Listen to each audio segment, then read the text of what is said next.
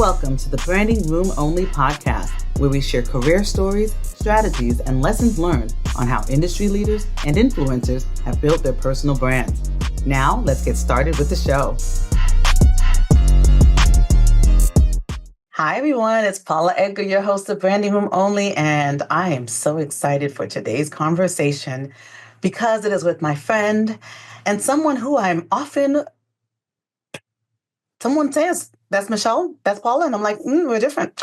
So I'm going to tell you just how different we are, because number one, we're not the same because we're talking to each other on this podcast. Let me tell you about Michelle Silverthorn. She is an award-winning keynote speaker, founder and CEO of Inclusion Nation, and a best-selling author.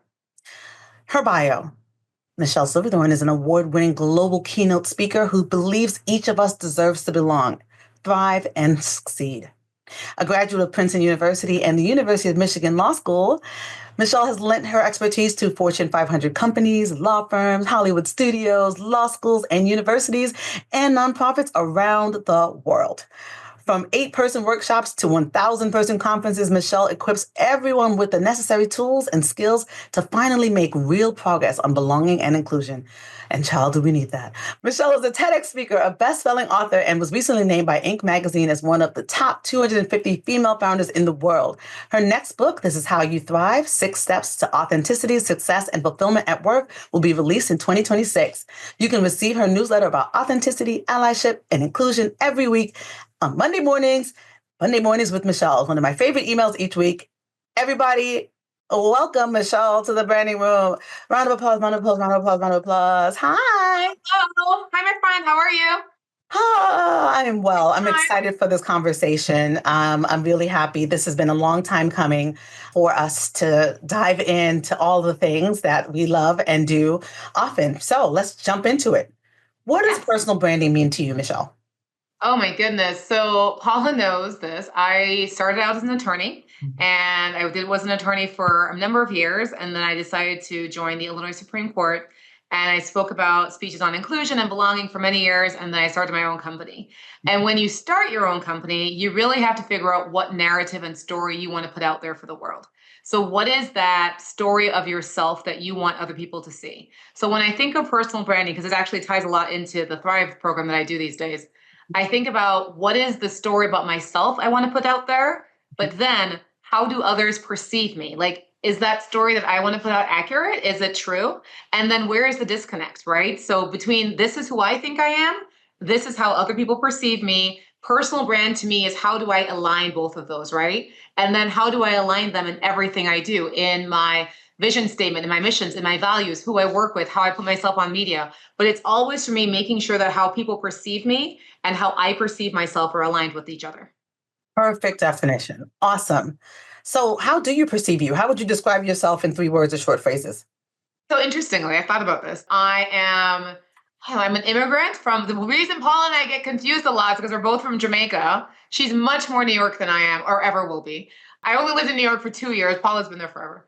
I'm an immigrant. That means a lot to me. I am inclusive. I truly believe in building community and coalitions because that's how we can survive this world that we are in right now. And I am very energetic. And I say that last one because when I've asked my clients, I think this was actually a Paula suggestion. When I've asked my clients to describe what they liked working with me and what they enjoyed, a lot of them came back with such good energy, lots of energy. You brought great energy. And so I will always say, I'm an immigrant, I'm inclusive, and I bring a lot of energy. I love those. And I love that. So this is essentially, it's a brand exercise, right? It's how do you perceive yourself? And one of the things that I do for some of my guests is to tell them how I perceive them for the alignment too. And it may not be the exact same words, but the first word that I thought of when I was thinking about this for you is strategic. And I will say to you, patting my own self on the back, that is high praise because I don't give it to a lot of people. so that also, I agree with energetic. Like I've not seen you when I haven't seen energy down. I think it down, yeah. Right, okay. exactly. You haven't seen me this week, that is what you're saying. Yeah. Okay. And my last one was stylish. Thank you. And actually, honestly, coming from you, who every time we're at a conference together, Paula does 2 great things at conferences. She takes lots of pictures and videos, and she makes sure to tag people in them. So please, all y'all do that. But she's always looks great because Paula's brand is purple. Well, not today, but usually it's a purple. Yes. And that's how everyone remembers her and they see her. So that is high praise coming from you, my dear. Thank you. Thank you. Okay. So do you have a favorite quote or motto? I mean, I know it's used a lot, and I know it's used a lot. But I do like the Chimamanda Ngozi Adichie quote because I talk about Chimamanda Ngozi Adichie in my TED Talk, and it's about having a single story. And if you only have a single story, stereotypes are a single story, and it's not that they're untrue, but the single stories are incomplete. And I thought about that. I spent a very long time talking about stereotypes and talking about bias. And now with the new book coming out, I'm talking about what it means to thrive at work. And for me, it works both ways. Like how you see other people can be single stories, but you also, what is the story about yourself? And I think about like back to your point, which I honestly think I've borrowed from you, which is how do people perceive you? Is there only one story that they are perceiving, and how many other stories can you be telling? So I love that, just thinking about what it means to be a single story, to have a single story about someone else. And especially when, and now in these days when so many who are telling the story of what we do for a living, and and they're making it a single story that's not true, being able to counter that narrative with the truth is something that matters a lot to me. Yes, countering narratives with truths is definitely important, Yes. and particularly these days, which we're going to get into. So, do you have a hype song? So, when they're going to get full Michelle Silverthorn with her cape on the stage, what song is playing in your head or maybe playing on the stage? What All right, song? I got two for you. Always, Okay. for the last few years, it's always been Girl on Fire. That Mhm. chorus from Girl on Fire is on Yeah. point. However, let me tell you my new workout, my friends. I'm ready. I got myself a virtual reality headset.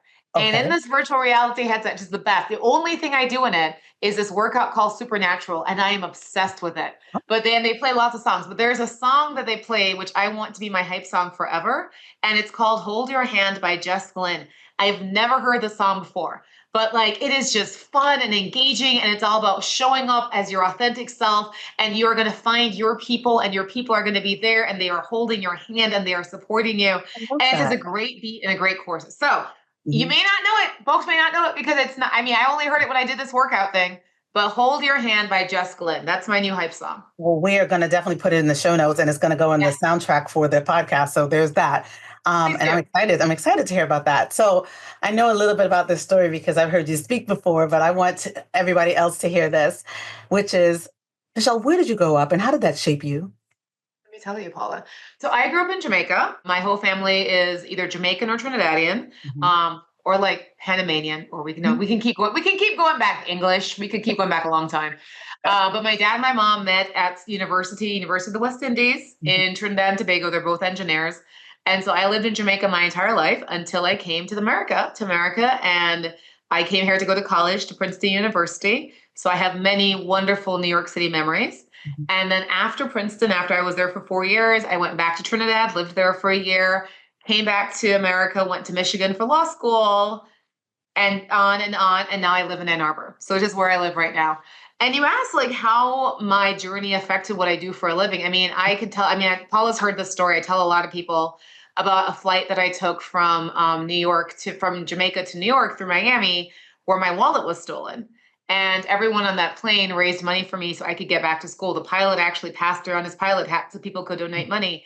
And I tell people that story because I just think that, what I tell folks in belonging programs is it's not hard. It's hard to treat people with compassion and empathy and kindness and to support each other, but it takes an act, and sometimes it takes an act that doesn't feel very comfortable or very natural to you. And it takes leaders who are willing to do it and who are willing to say, we are going to create a space that everyone can succeed in. So that's why I tell that story. I'm like, people care about each other, and we have compassion, and we have community. And I want to always make that real. Yeah, no. So y'all, as a New Yorker, I heard the story and I was like, they did what? They did what now? Which flight now was this? I know. I was like, what airline was that? But Miami to JFK. Was it more Floridians or New Yorkers on the plane? That's the question. It could be either, right? That route, it could be either. What I love about the story, and I was reflecting on it, in anticipation for us talking, is that it is about that at its core. I think that we are tuned to love each other, like, right? To just be empathetic and do and understand the human experience. And, again, my family is Jamaican and Bayesian, but I'm not from Jamaica. So when I think about, like, I have like points where in people's story, I'm like, oh my gosh, I can't believe you did that. When I think, oh my goodness, coming to the United States as an adult, right? A young Yeah. adult, but still an adult is just by itself scary. And then to lose your wallet, right? But then to realize, it makes me think that you probably have a much deeper connection to hope than some of us do because Yeah. you've experienced it. Yeah, yeah.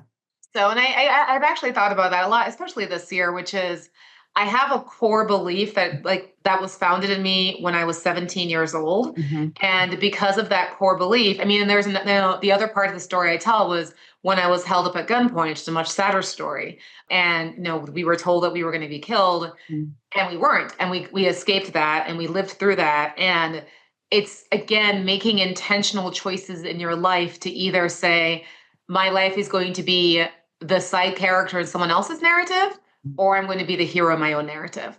And always pushing forward, believing that about yourself and believing that there is a community of people who are going to support me, who are going to say, I got you, we got this.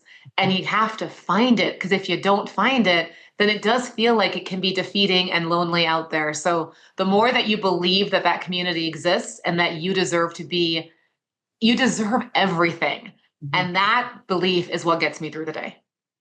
Yeah, I love that. I feel like we all, no matter when you're listening to this podcast, I think the answer is we always sort of need that as a part of the human condition. When Yeah. I was in undergrad, I studied in anthropology, and one of the things that I loved about that was thinking about cultures and how cultures are shaped, and within every culture, there's also an archetype to that culture, always, right? And Yeah. and I think we're now living with some of the archetypes that we thought was our culture, and some of the archetypes are rising up. But it Mhm. also, the over and over again in the studies was like, yes, but the truth, the core of it always comes back out to be who you actually are, what your values are, what you find is important, how you love each other. And so Yeah. that's where I sort of hold on to when I think about the world and how we're navigating it now. So you Mhm. quickly went through that. You went to Princeton, you went to law school, and now you're a Yeah, well, fabulous thank you. speaker, speaking to Yeah. thousands of people. But slow it down a bit and coming back, right? Talk to me about the journey from, after you finished at Princeton and then decided to go to law school, and what made you pivot into this space. I mean, I'm sure Paula did this on purpose, but she is wearing maize and I'm wearing blue. And that is our lovely Michigan colors that I will always support my school. But that's so after I graduated from Michigan Law School, I worked in large law firms. And I worked in a large law firm in New York in 2008, which was probably the worst year to possibly start in a law firm in New York City. Our friend Sonia Sloan can talk about that too. Right. So I started practicing in 2008. And I was very luckily, and I was not laid off. And then I moved to Chicago in 2010. But I tell this in my first book. I talk about this experience, which is being overlooked and not seen, and feeling like there are, especially older male lawyers who walk past your office all the time, who for whatever reasons, and they have a lot of reasons. And over the years I've been working with a lot of older male partners who want to be more inclusive and want to like do the work because they really believe in the work of inclusion. And Mhm. we've talked about, why do you walk past that young Black female associate store? Because of discomfort, because you feel like you're not going to be a good mentor to her, because there's someone else who's a better fit for her, because it's easier. I get all these reasons. And I saw that a lot, but then I saw what the end of the road is, which is you have all these incredibly talented people, women, people of color, people from different identity groups, who simply don't get the same access, who just Yeah. don't get the inside information, who don't get the knowledge, who don't get the support, who don't get the advocacy. And because I saw that when I was at my law firms, and then when I left law firm to work for the Illinois Supreme Court Commission on Professionalism, very long name, but what I would do is I would travel all around the state of Illinois and deliver trainings on 5 topics: civility, professionalism, mental health, diversity, and ethics. And as you do that more and more, you get to understand a lot of what you just talked about with anthropology, right? Why people are motivated because of the ways they are, how histories and cultures and backgrounds interact. I mean, Chicago, Illinois is a very, very, very diverse state. People have very, very different interests and needs and values, right, across the state. And so I did that for 7 years. I worked for the Illinois Supreme Court until 2018 for 6 years.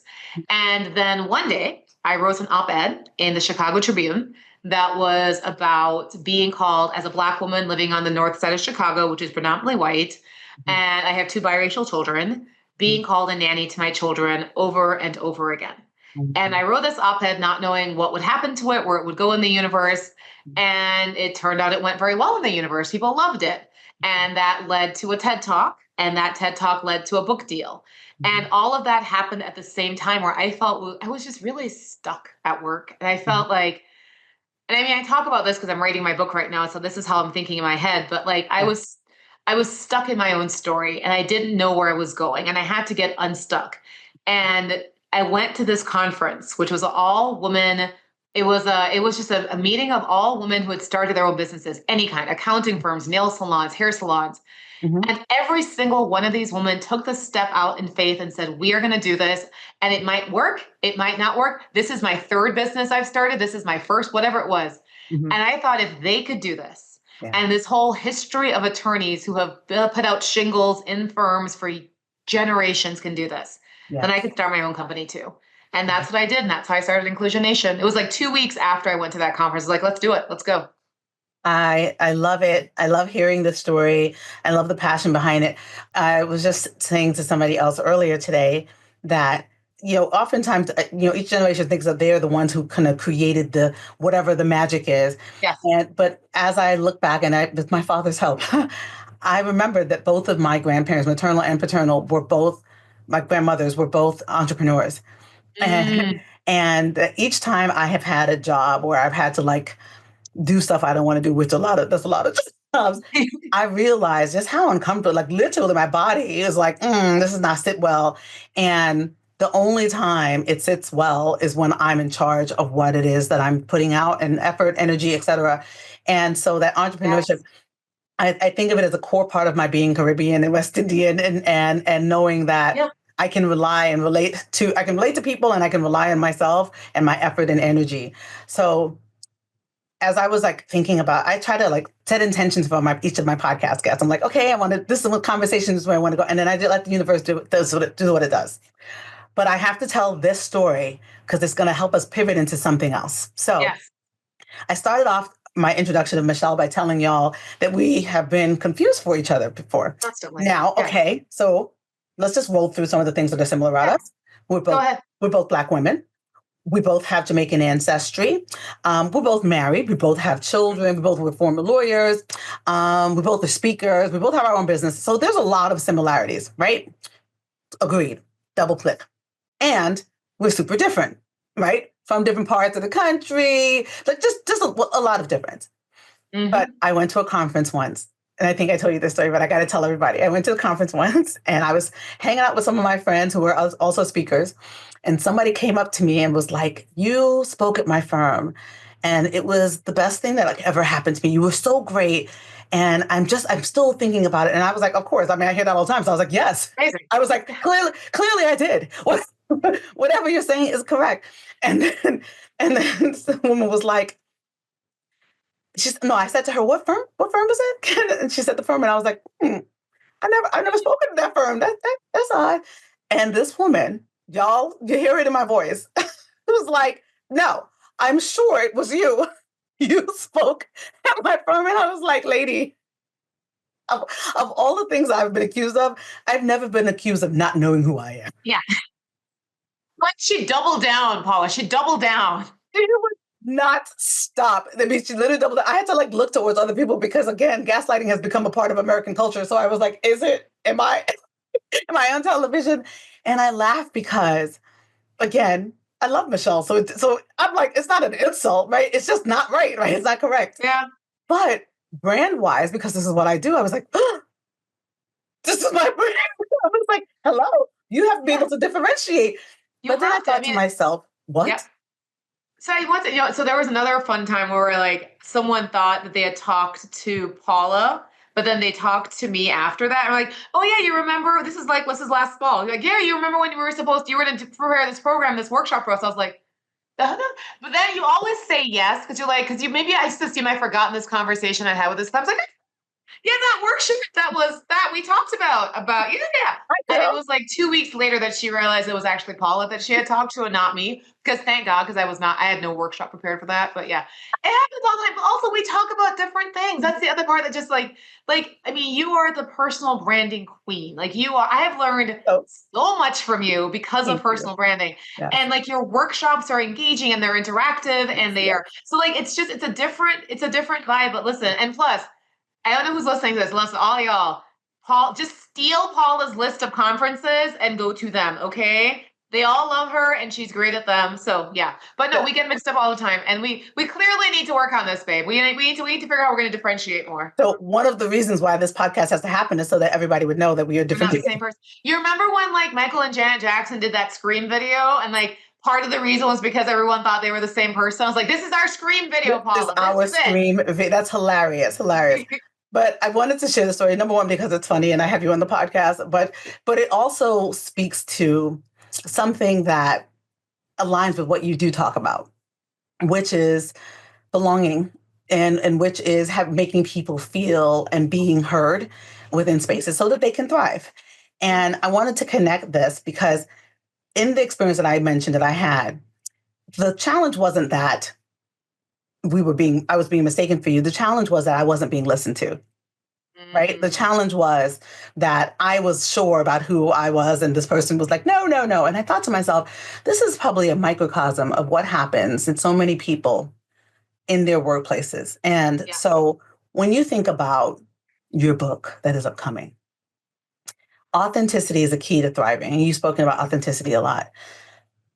Why thinking about the even need to thrive? Why thinking about what people need in the workplace? Why is that something that you want to bring to light in terms of your new book? Because I had it, right? I mean, I feel like when did I start in 2018, right? The last 7 years have been about me.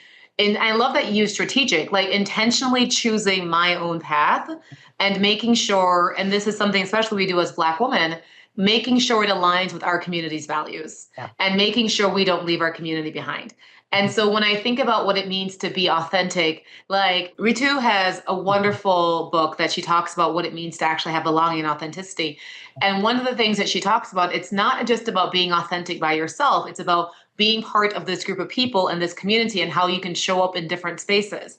Mhm. And so I just think I want people to go into their workplace, the place where they spend 70% of their lives, and feel like I am valued, I belong here, I can thrive here, and I can stay here. And that for me is the last part, because I get requests from so many clients, which is like, yeah, our young professionals, they don't really want to stay. They want to come for 2 or 3 years and they want to leave. And they feel like they're just drilling on. Like, I've been there. I know what that feels like.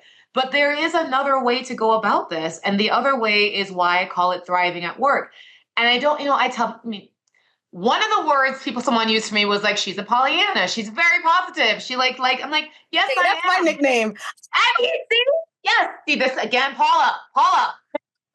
But I do believe that if everyone deserves at least the chance for at one point in your life to know that you are in a place where you are just thriving and vibing and everything is coming your way, and that's the work to do.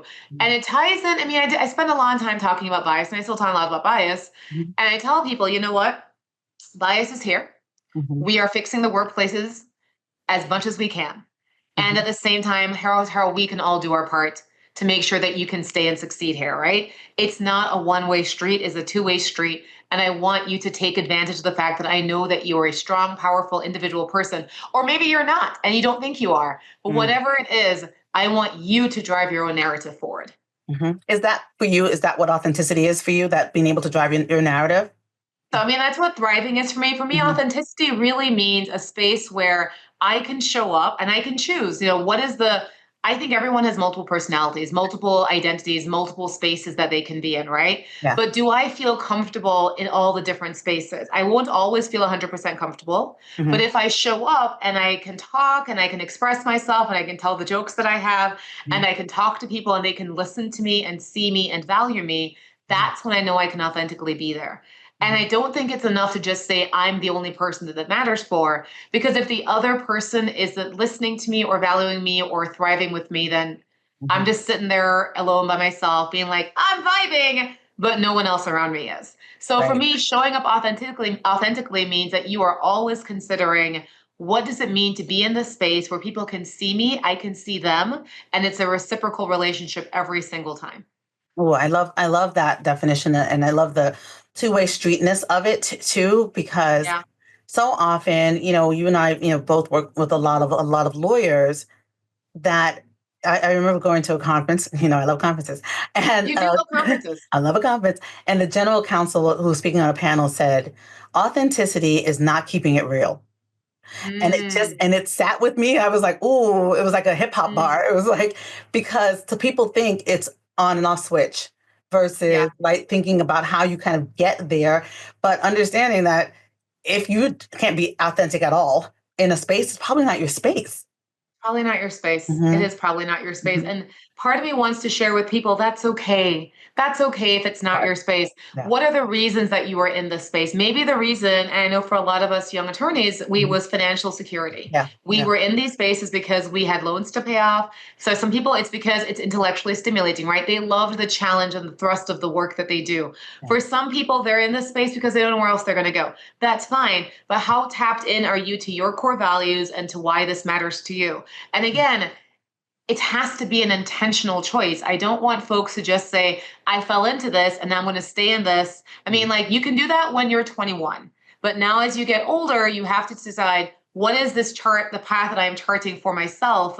And again, thinking about, where do I want to be now? Where do I want to be 6 months from now? Where do I want to be a year from now? I always tell people 5 years is a long time, y'all. Like, I don't know. We're probably not going to know Especially each other. now. Yeah, like, let's just talk about where we want to begin today. Okay. Yeah. So that's how I think about when it's authentically showing up in spaces where I know that I matter, but Hmm. I also can control what parts of my personality and what parts of myself I'm willing and able to show to people. I love, love, love that. So, what do you think are some of the barriers that exist for people not being able to show up and feel as if they belong and can be authentic in their spaces? I mean, there's a lot. I think there's both external and internal. Mm. One of the barriers, I think, is if you've ever been shut down in the past because of your authentic self, right? Mm. So you've tried it, and a lot of people carry so much trauma from childhood, Yeah. and so much of who we are. I can tell you, who you were when you're 12 is not who you are now, but a lot of who you are when you were 12 is who you are now, Hmm. and how we experience middle school and how we experience junior high and the choices that we made then, right? So, one of the barriers is our own stories and our own traumas and our own pains and our own memories. Yeah. And the other barrier is honestly a workplace that sometimes isn't ready for us.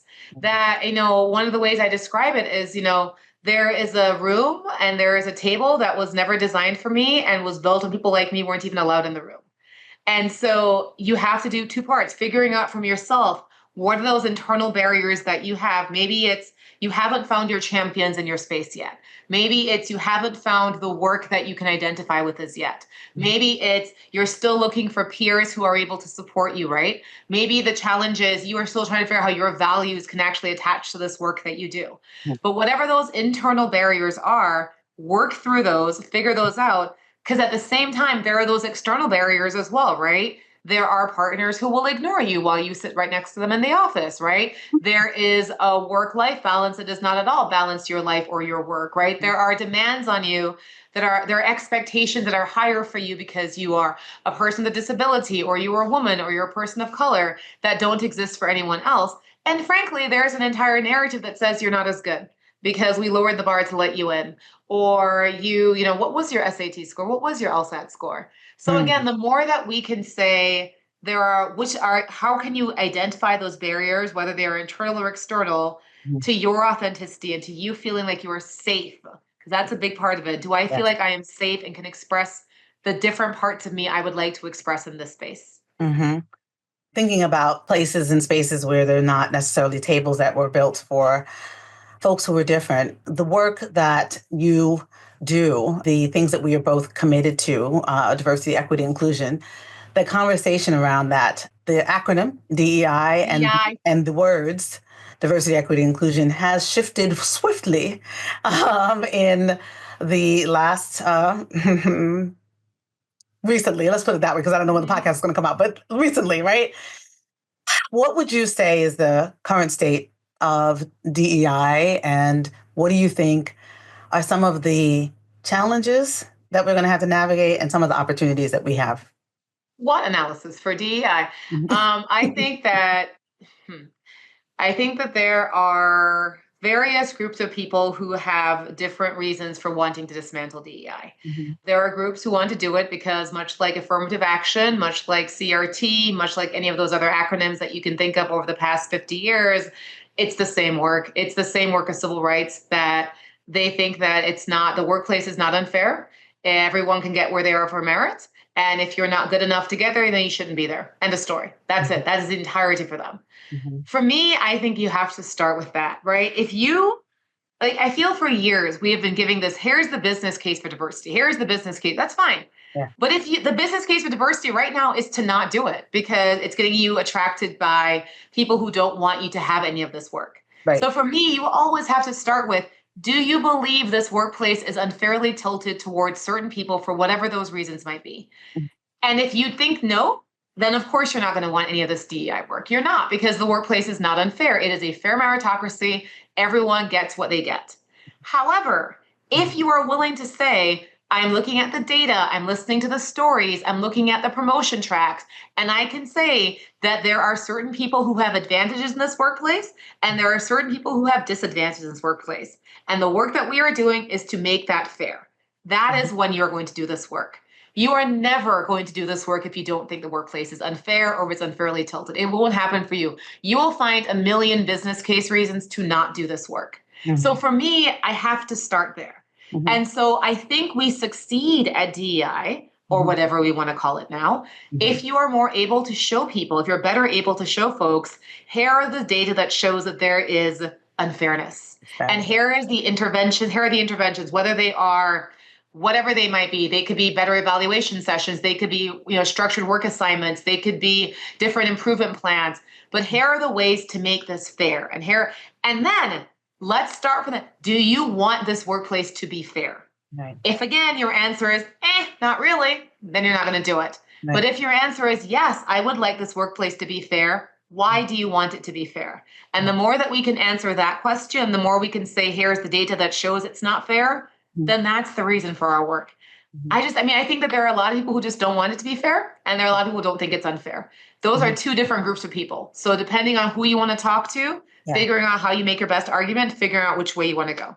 Yeah. And I love you encapsulated it really, I think really, really well. The fact that I, love branding, it's my thing. And that I also do everything through the lens of inclusion sits me right at the sort of intersection of what is happening currently in the world. And my reflection on it is similar, right? It's let's take away the labels, right? Let's take away the titles and talk about the experiences, the things that are actually happening, because that's what we should be navigating. And in truth, I think there's a couple of pieces of benefit that come from that, right? But that you then see more places of where there may have been disparity than not, right? And that's great. It doesn't take away from having identified disparity in other places before. It just says, you know what? Actually, we didn't realize that group had an issue too. And the more that we can make places that people can thrive and have an understanding of why they may not be, it makes more sense. My challenge in what's happening now is that it is not rooted in fact. No. Right? That I've not experienced any place that has a true commitment to diversity and equity and inclusion that has not been better for it, right? Like the true commitment and the work that's done after it to get there and continue getting there, that's always been a benefit. But to your point, because my grandmother used to say, like, what do they call us now, Paula? Black? What do we call now? Because language shifts, right? And I kind of love that about that, right? So the acronymization, I just made that up, y'all. Oh, look it. It's a Paulantic. Yes. Exactly. All of that may not have been to our benefit, but the root actions, the root lens is, right? It's still always, and I want people to realize that no matter who's against it, no matter what, as long as we're not taken over by robots, we still have to navigate the peopleness of it all. And that just means that people want to be fully heard and fairly treated. Period. Yeah. And the more you can build bigger coalitions of folks who say, exactly what you just said, rising tides do lift all boats. Yeah. And I'm not ignorant to part of the reason a lot of companies were doing this work in 2020 was because of George Floyd. Yeah. Yes. And so a lot of the focus was on Black people in the workplace because that is their impetus. Yes. And then when the backlash happened against all of that, then they pulled back, and they're still pulling back, and they're still pulling back. But it's not like, y'all, this is brand new stuff. We've been doing this work for decades. Yes. We have been doing it with all types. We've been doing it with women and veterans and people with disabilities. So if you small picture it, then you're going to feel defeated and you will feel despair. And if you big picture it, one of the oh gosh, I can't remember his name. I'll have to find it. One of the best speeches I have ever heard. It's a civil rights attorney, and he was talking about an example of pushing a boulder up a hill. And as you do this work, you push and you push and you push, and then the boulder's going to roll back down. But you keep going and you push and you push and you push. And sometimes we get to the top of the hill and we get great voting rights and it's wonderful. And then someone pushes it back down, right? So I just need more people to be pushing up than pushing down. And right now it feels like more people are pushing it down and there's fewer of us pushing it up. But the more we can get push, then we can keep going up that hill. And that is what I will advocate for and fight for as long as I can. Everything what Michelle just said, exactly that. Right. We need to push as much as we can. So what do you think about, you just mentioned it, that there's a lot of organizations, a significant amount, I don't like to say a lot, a significant amount of organizations that are rolling back things, whether due to George Floyd or due to what's happening in the administration, et cetera. What do you do if you're an individual within those organizations who is committed to the work? And what are your thoughts there? First of all, I think you are allowed to grieve, and I think you are allowed to mourn. And I think you don't need to go on LinkedIn and talk about all the things that you want. Like, I just think that no one needs to go off and just, I just feel like there's a lot of talking and a lot of timing just to be like, I am sad. I am really sad about what is happening at my company. I want to just be sad for a while. And you can be sad. And I want you to get back up and go to action, but you can also, you can be sad. And then you need to figure out what's really happening at your company, right? Like, are they rolling back the low-hanging fruit and keeping the high-value fruit in place? Are they rolling back all the fruit? Are they saying one thing out one side of the face and not with the other?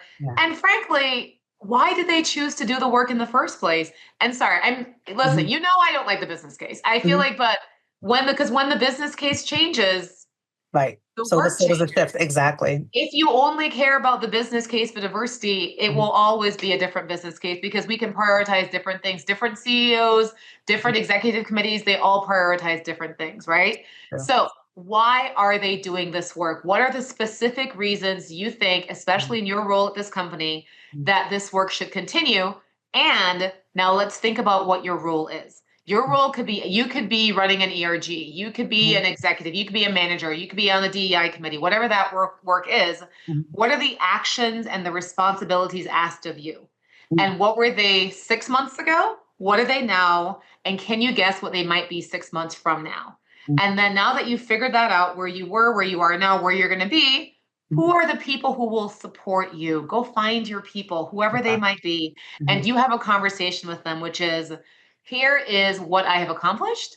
Here is what I have yet to accomplish. And I would like to figure out where this stands in the company's priorities right now. And you're going to get some honest answers, but at least you have laid out the case for it.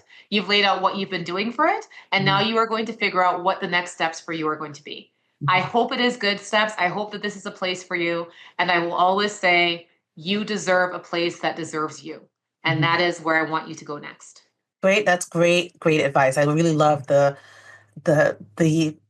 basically saying to people, like, what are our values still? Like, right? Like, how does this show up? Because I do think, again, with the branding lens, there's always going to be people saying, like, we got to shift this. We got to make this sound more persuasive. We got to, right? So you're going to go, well, I can tell you all, my recommendation is not to use DEI as much as you have used it before, period. Spell out the letters, to spell out all the words, diversity, equity, inclusion, because most people aren't against those words and what they mean. They're against what has been bastardized is the 3 letters of DEI. But to that end, if the work is similar and is having similar impact, whatever you call it matters less. However, it still does matter, right? The words still have meaning, right? So I don't want you to say, well, we don't do DEI here. Yeah, you do, because you have people. There are people there, right? mean, it's what it comes down to, right? It comes down to the people. If you are hiring people, you want them to be successful at your company. Like that's the end of the story. So here are all the interventions that will be allowed to make that happen, right? Why are you hiring someone if you think they're going to leave in 2 years because they can't cut it? Why are you bringing them in the first place?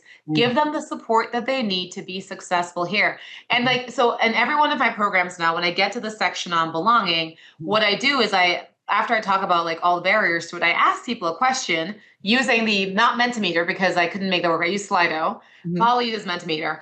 But I ask them a question, which is, think of a time when you have been felt alone or excluded. What words come to mind? How did that make you feel? And then I ask them, think of a time a leader or a coworker helped you feel included. What actions did they take? And they're such simple actions. They listened to me. They shared their stories with me. They introduced me to some people. Like they are really good and easy and habits that we can all form if we're willing to do it. Right. That the answer I always think is that you get from your investment when there is investment, right? Like that you're going to get back what you put into it.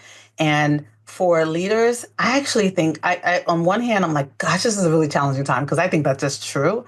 But it's also a really easy time to show who you are as a leader. Like, are you someone who's empathetic? Are you somebody who is trustworthy and has courage, right? And the things that we need to see and also for people to be. And are you vulnerable? Because I don't want leaders to be like, everything's fine, nothing's wrong. I want you to say, all good. It is wild out here and we got to figure all these things out. But I want to hear what it is that you need in order to say, to thrive here. Because the biggest business case is that it costs so much more when people leave. Right. Like, that's the biggest thing. Like, no matter what. Okay. And like, are you going to be a leader who's going to hide and say, I'm just going to wait for this to roll over me and not do anything. And I'm going to try and change all this language and delete our websites and scrub any evidence that we ever did this. They will find you. They will find you. They will find you. Yeah. And I know that you want them to not find you, but they will find you because what you are doing, no matter what you call it, is not what they want. Yeah. So whoever the they is and whatever that is, I want you to think through, what is it that I am doing that benefits this organization, that benefits the people here? And also, Paul and I are both lawyers. Trust me. Listen, I know that you have been spending a lot of time with your GCs. Y'all weren't doing anything illegal in the first place, okay? Listen, you were fine. The laws have not changed, okay? So you keep working and ensuring that you are following the law, that you are putting into place actions that are legal. And if you can continue doing that, then keep going on the path because you know why it matters. Figure out why it matters for you, your people, and your organization. Yeah. There is your business case right there. Fine. We can use that for the business case. There you go. It's so true. I think that is a core piece because my perception about this is all of the pendulum shifts that we see now that for folks who are really truly not committed, there's always going to be shifts in administration and all these different things. The pivot back when people realize that you weren't who you thought you were and when they were committed is going to be much more detrimental than the shift that you do to assuage the current situation, right? It's got to be you say, this is who we are and that's what we stick to versus, we're scared. I mean, listen, I think running on fear on anything never works. Like it's got to be calm down. Let's be thoughtful and strategic. Let's make sure that we're aligning, but also to say at some point my mother used to say, buck up, buttercup. You got to buck up, buttercup, because who are you? Who are you? Who are you going to be? And I want to take this time also to feel like, listen to the people in your organization. There are people who are agreeing with what the administration is doing because they feel like they have been overlooked and they have been separated, they've been left out. Listen to them, talk to them, get them feeling included and they're part of this work. And what are the actions that we have been taking that's making you feel less than? What is it that we could do differently? So the more I'm all about coalitions, right? The more you can build coalitions, the more you can build communities, the more support you are going to have for whatever comes next. So please don't forget to listen to people, both the ones who already agree with you and the ones who do not. And then where are the common values? Where are the common interests? Where are the spaces where you can intersect? There will always be conflict, y'all. My values don't match my husband's values all the time. And we are the closest people to be. Same.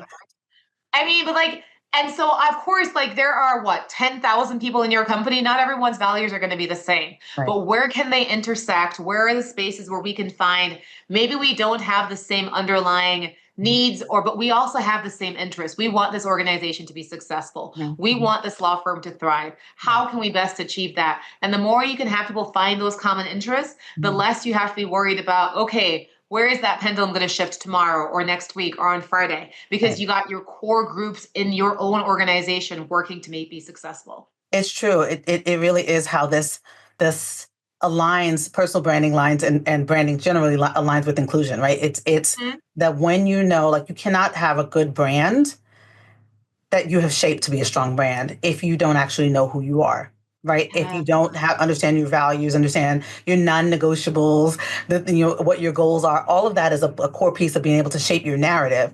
And for both organizations and individuals, that is usually fostered by either collaboration with or exposure to people who are different. Yeah. Right? Yeah. Right? It is. Absolutely. Yeah. All the time. All 100% of the time. So what do you think, what you're putting your magic hat on, what do you so many magic hats as the vision? What's the future for workplace culture and leadership and inclusion? We need your words. What is the future? I mean, I think that it's going to be more skills based. I think it's going to be less like big out of the box trainings, but more how can you be a better manager? How can you be a better partner? How can you ensure that people here are on a track to success? Because that is what we want. And I think there has to be a lot of focusing on, I know, like, I mean, I'm a millennial, like, and you're a Gen Xer, and I feel like every time a generation comes in, there's so much talk about what this generation wants on. So now we're on Gen Z, and then it's going to be my kids, the alphas, right? But like, what is it that your young people in your organization want? Like, what do they want? When I talk about Thrive, the very, very first thing I say when I talk about Thrive is you have to tell me what you want. And so if you are a leader or a manager, do they want more one-on-ones? Do they want better feedback? Do they want a space where they can talk about how can they communicate better with each other, better problem solving? And I think if you are going to focus on inclusion, we have to focus on what are the skills required to be more inclusive. Yeah. And because I think skill-based trainings and skill-based work is exactly where we are going. We have seen that over the last 5 years. Yeah. And the more that we can focus on how can I grow my skills, how can I use those skills here and wheresoever else my career might take me, that is where the future of inclusion is for me right now. It is across coalitions, across communities, across identity groups, and really finding the skills that can make me more empathetic towards all of those, not just my own individual group or my own identity group right now. I love that. And do you think that there's still going to be a space for connection around affinity? I hope so. I mean, I felt lonely at work because I didn't have an affinity group, right? I didn't know I was one. There was one Black partner at my law firm when I was there, right? So without having my first law firm and without having that experience of knowing that there are other people around me and I'm not crazy, like that thing happened to me and it did happen. It also happened to you. Yeah. But also, I mean, a lot of other companies that you work in are big places, and finding a space where maybe you're a first gen lawyer and that's what you have in common. Maybe you're all Michigan fans and that's what you have in common. And maybe you're a Black woman immigrant who comes in from a country and trying to find what do other Black women experience at this company? Because I have experiences and I'm not sure who else I can talk to about them. That's what affinity groups are. They are spaces and communities where we can listen to each other, we can be compassionate toward each other, and then any changes that we think need to be made based on our collective experiences, we now have a collective voice to speak up about them. They are not danger zones, they are not ways to attack other people, they are communities. And I think, oh gosh, community for me is my buzzword for this year, my buzzword for the next 10 years. We are losing communities, we are losing institutions, we are losing all of it. And what we are seeing instead are communities that are not grounded in kindness and empathy and inclusion. And the more that we can rebuild those, the better we're going to be, including all of our companies and law firms. Yeah, I agree with you. I think that we learned from our experience with COVID collectively that being individually focused and not community focused is the detriment to organizations, right? It has to be that we understand how we connect with each other, how we all add to the value of the collective. And I agree with you that community, both internally and externally, is such a big part of how people actually do thrive. And so I just wanted to double click to say that for folks who are like, oh my goodness, ERGs, or they're Yeah, I think of them like sitting there chanting together. It's not. It is. I No. think it's actually a real great place to find and have an amplification of some skill sets that you wouldn't necessarily see in people's everyday thing. And good leaders are going to look to some of those places of, the narrowing to see, oh my goodness, I have ability to see some of the light shown on this person in a different way. And that's powerful. And it can be for everybody, which is why I love the fact that I call it the rise of the ally, the good ally, is Yes. that when you allow spaces for allies to be and be included, they learn Hmm. and then they become better Hmm. advocates. And so everybody then, to your point about the boats rising, it all becomes a better thing. So Yep. And I wanted to double click again yeah. on what you just said. Mhm. One of the things I remember, because I went to two majority white institutions, Princeton Mhm. and Michigan. I love both of my schools, Yeah. but I remember when I met people, law students and lawyers who had gone to, in this specific case, majority Black or HBCUs, law Yeah. schools and undergrads, Mhm. and how they were skilled and trained in how to work in workplaces where they were the minority, Yeah. and like the lessons they learn and the actions they learn and how they learn to talk and communicate and like do all that stuff and advocate for themselves. And Mhm. those are things I was never learned. I never learned any of those. So Mhm. again, for affinity groups, that skill part of it, that building up your skills, that is a good thing. Okay, that is a great thing, and that's something that we should all lean in on. Absolutely. Shout out to Spelman because that's my daughter's there. So I had to Yes. let that go. All Yeah. right. So I knew that I was going to feel better and inspired by this conversation, but I have three things I have to ask you before we close, which is Yes. the things that Always. I ask everyone. First being, what do you do for fun, Michelle? Huh. Well, let me tell you about my VR headset. I will say, I do love my VR headset workout. If anyone's listening and they do Supernatural, you can come find me. I'm obsessed with it. It is. Gotta check I this hate out. exercise and I hate working out. I have never, ever, ever, ever done any kind of working out like for longer than like 2 weeks and like the new year. Yeah. And this thing I do for 90 minutes a day, and I Wow. love it. It's hitting targets. It's 90 boxing. It's minutes. jumping. It's the best. Next time I see, I'll bring my head. I bring my headset Yeah. with me everywhere. So when I see you at now, I we can need do to. this. Yes. It's Nice. the best. Okay. But I travel. I travel Mhm. a lot. I mean, I Mhm. travel for work. Yeah. But I also like my husband and I. We travel all across the world. This year we're going to Korea, to Seoul, to Wow. Malaysia, and to Singapore. And then for Ah, Christmas we're going to South Africa and Egypt. So I know I love it. Next spring break we can go to Tokyo. oh, And we I take our love it. kids. Not there are trips we take our kids on. Not the Southeast Asia trip this year is going to be just us, Oh, nice. but the later ones are. But yeah, I mean, listen, I grew up in a very tiny island. As soon as I got Mhm. out the L, I'm like, listen, we're gonna go see the whole world if I can. But that's what I do. I do supernatural and I travel, and I got a new puppy, which I Great. will. We can talk about puppies and whether people should just get 2-year-old dogs instead. But I love my puppy. My husband always says, I'm not going to get a child I can't get rid of. So I can't get a puppy, but they're so Your cute. husband should talk to my husband. They can have a nice conversation about wives who make choices to get puppies. So, but that's fun. So tell me this, what is an aspect of your brand that you will never compromise on? Oh, that's an interesting question. I have not thought about an aspect of my brand that I will not compromise on. I will never, ever compromise that we have to be kind and respectful to each other. That is, so for the 7 years that I worked for the Illinois Supreme Court, we called ourselves to civility. And a lot of the work I found was doing was that civility and being civil isn't just because you want to be nice to each other. It's the basis of our civilization. And we are civil and we have norms and we respect each other because without it, civilization collapses. Hello. So that is an aspect. Inclusion matters, compassion, empathy, and respect and civility. They matter. And I cannot ever, ever compromise that. So I'm going to ask you this next question, but it's kind of tongue in cheek because I've actually seen this happen. So Oh, branding room only is a play on the term standing room only because I am clever. And so I want to know, what do you believe is your magic that will have a room full of people with only standing room only to experience about you? That being said, I've been in a room where there's only been standing room only. So I I want to see mean, what you got to say anyway. What is it? okay. So wait, repeat the question again because I didn't Sure. get it the first time. What I is didn't know. what Yes. what is your magic? What do you believe is something that people would be in a room with only standing room only to Oh, experience about you?